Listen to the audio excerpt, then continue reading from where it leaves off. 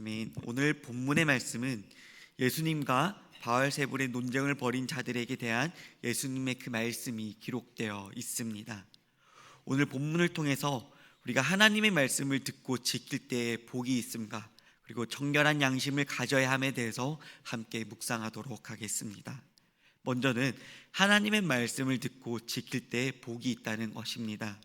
우리 본문 27절의 말씀을 다시 한번 함께 읽겠습니다.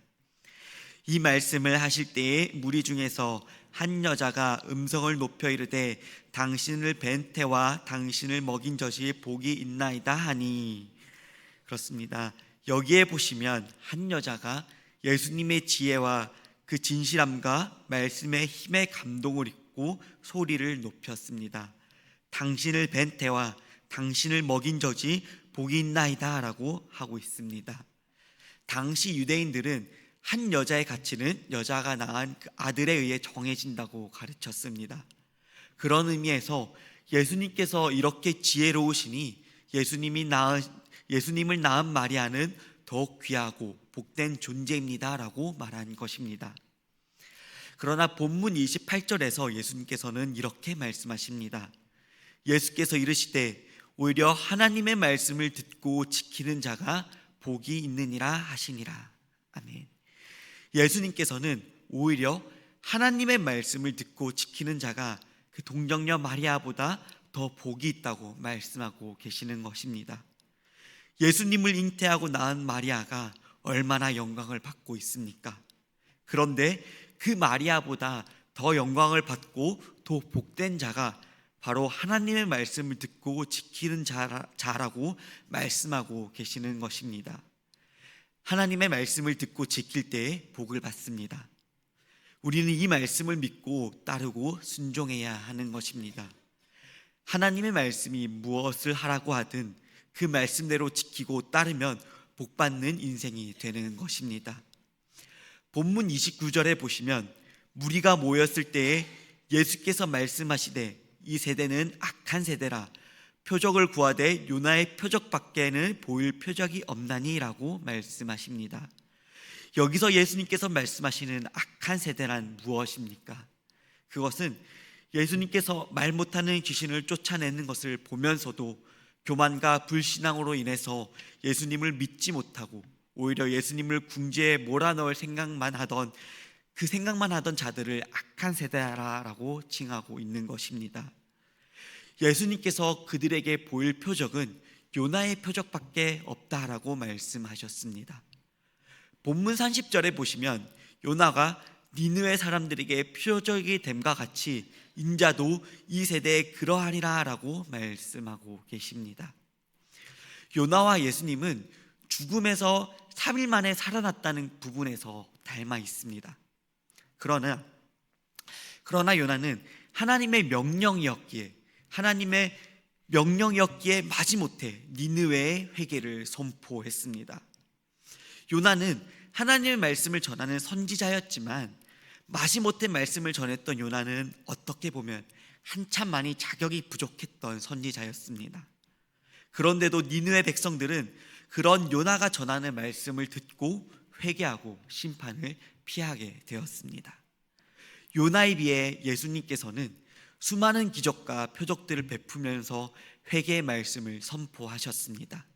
그것은 하나님께서 요나를 표적으로 삼아 요나를 통해 니느웨 백성들을 회개하며 구원을 얻게 하신 것처럼 예수님의 말씀을 듣는 자들도 회개하며 구원을 얻게 하시려는 그 표적이 되게 하셨다라는 것입니다. 본문 31절 말씀입니다. 심판 때에 남방 여왕이 일어나 이 세대 사람을 정죄하리니 이는 그가 솔로몬의 지혜로운 말을 들으려고 땅끝에서 왔음이거니와 솔로몬보다 더 큰 이가 여기 있으며. 예수님께서는 솔로몬의 지혜로운 말을 들으려고 먼 거리를 여행해 찾아온 남방 여왕이 이 세대 사람들을 정죄할 것이다 라고 말씀하고 있습니다. 왜냐하면 남방 여왕은 솔로몬을 찾아와 그의 말을 듣고 지혜를 배우며 하나님을 경외하였지만 예수님 당시의 사람들은 솔로몬보다 훨씬 더 지혜로우시고 지혜 그 자체이신 예수님의 말씀을 전혀 듣지 않았기 때문입니다.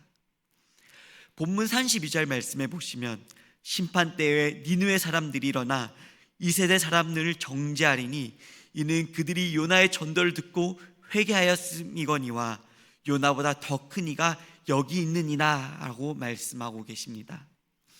요나보다 뛰어나시고 솔로몬보다 뛰어난 예수님의 말씀을 듣지 않는 자들에게 임하는 것은 무엇이겠습니까? 그것은 하나님의 심판밖에 없습니다. 예수님의 말씀을 듣지 않는 자들에게는 하나님의 심판이 반드시 따르게 되는 것입니다. 본문을 통해 우리는 주님의 말씀을 듣고 따르는 자는 복을 받지만 그 말씀을 듣지 않는 자는, 그 말씀을 따르지 않는 자는 심판을 받게 됨을 다시 한번 확인할 수 있습니다. 우리의 마음속에 정말 티끌만한 불신앙이라도 존재한다면 우리는 그것을 회개하며 기도해야 하는 것입니다. 언제 어디서나 하나님의 말씀을 바로 듣고 행함으로 복받는 자가 되어야 하는 것입니다.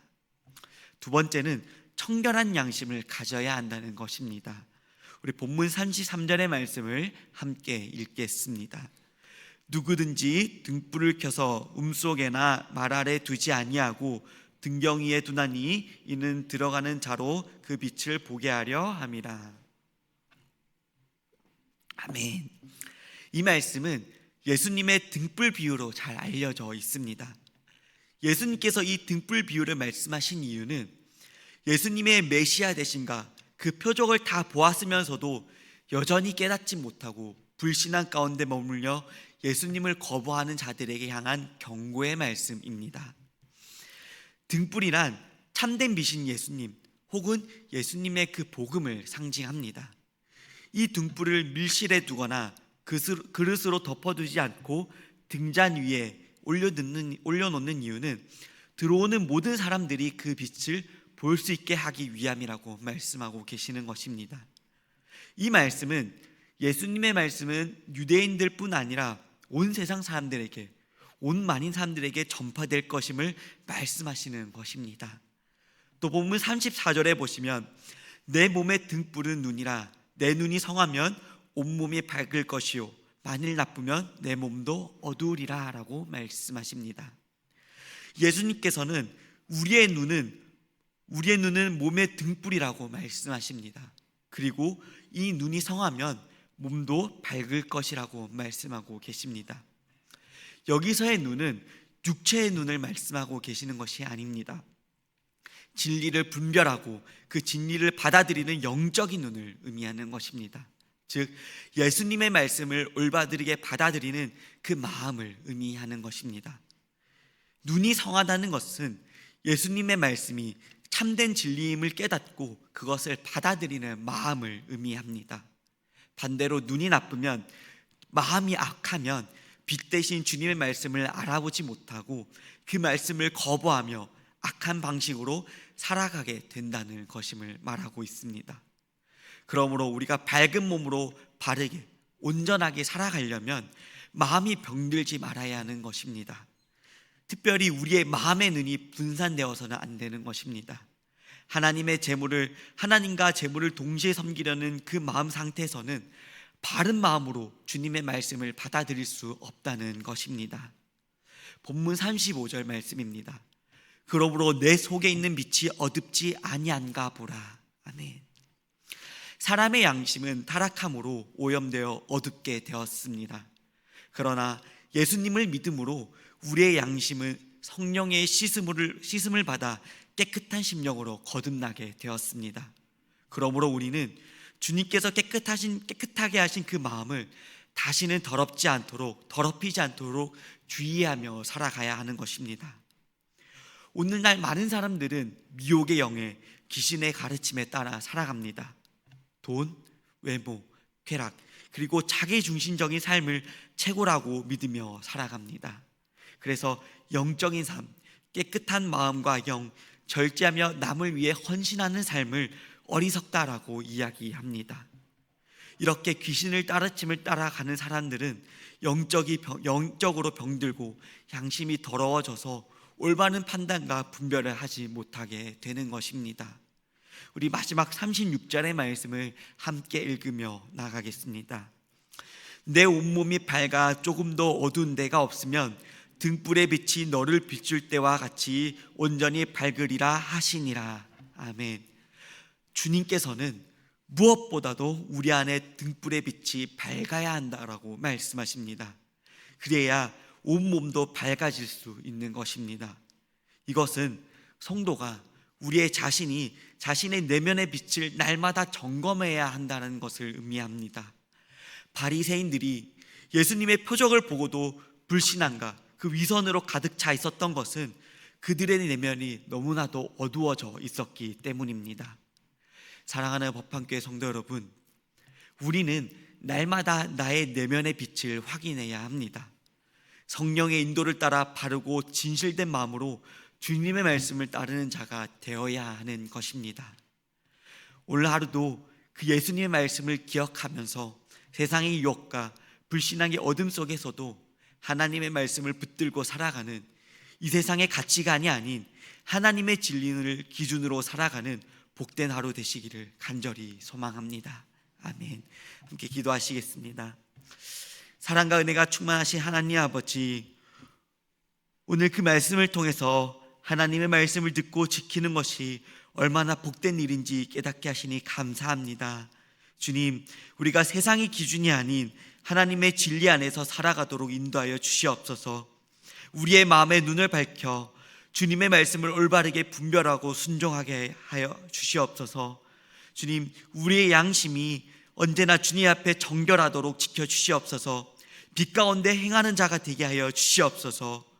주님, 혹여라도 우리의 마음속에 그 불신앙과 의심이 있다면 주님의 성령으로 깨닫게 하시고 진리 안에서 회개하며 주님께 더욱더 가까이 나가게 하여 주시옵소서.